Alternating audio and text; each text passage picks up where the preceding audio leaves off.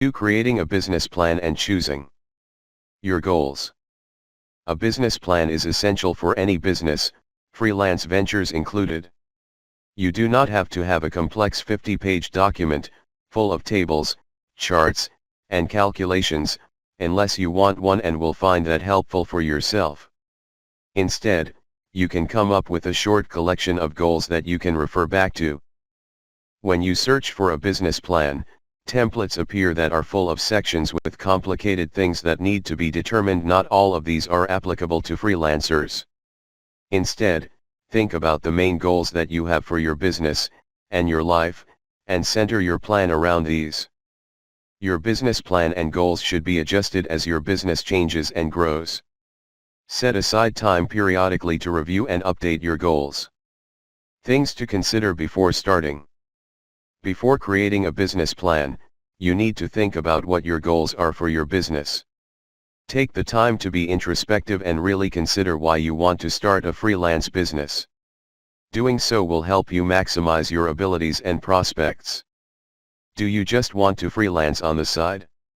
Or will you aim to expand it into a full-time career? Why do you want to be freelance? Is it to get rid of the commute? Is it to be your own boss? To supplement your other income? For a better work/life balance? You need to get to the bottom of what is your motivation is for going freelance, and transform it into goals.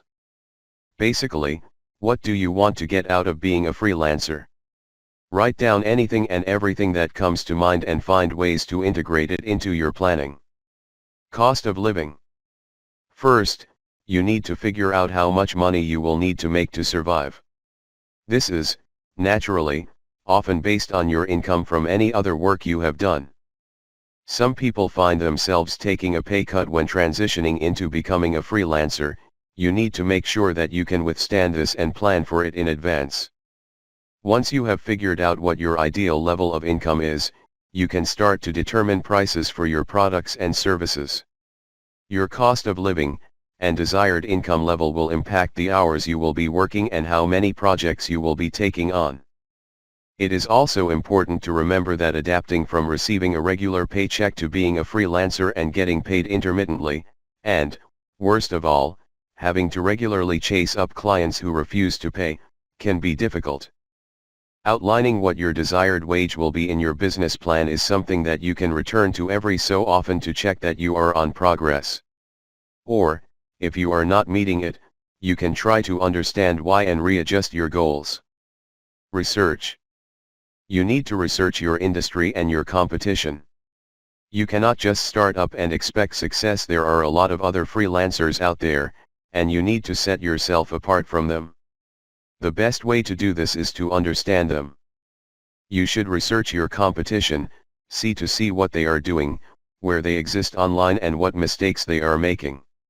You can emulate the positive aspects of their marketing and branding for your own freelance business and improve upon any mistakes you see them making. Additionally, you need to do this research on a periodic basis. You do not want your services to become out of date or redundant. Every so often, set aside some time to check in on your competition and see how their business is progressing. Make sure that yours is, too. Creating your brand. At some point in the development of your freelance business, you will need to determine a personal brand. Your brand is how your target clientele will view your business. It makes you seem professional and authoritative. A good brand is an indication of business success. An element of your brand is how it appears visually.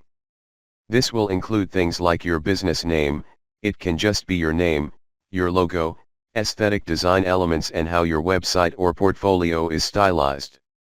The overall goals and missions of your business can be defined and outlined in your branding. Where to find clients. You need to learn about and understand your target market. Once you have determined what you want your business to be, you need to determine whether there are enough clients out there to sustain it.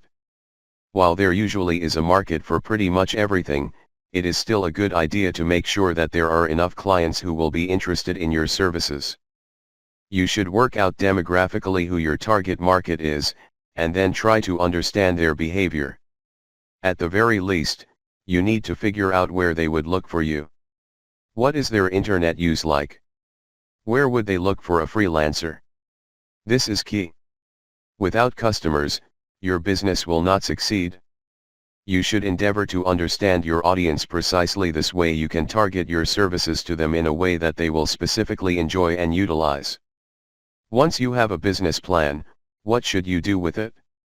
Your business plan should be something that you can return to when you find yourself stuck. Help your future self out and save them some trouble by giving them some inspiration. You can include a list of potential client ideas and places to find clients.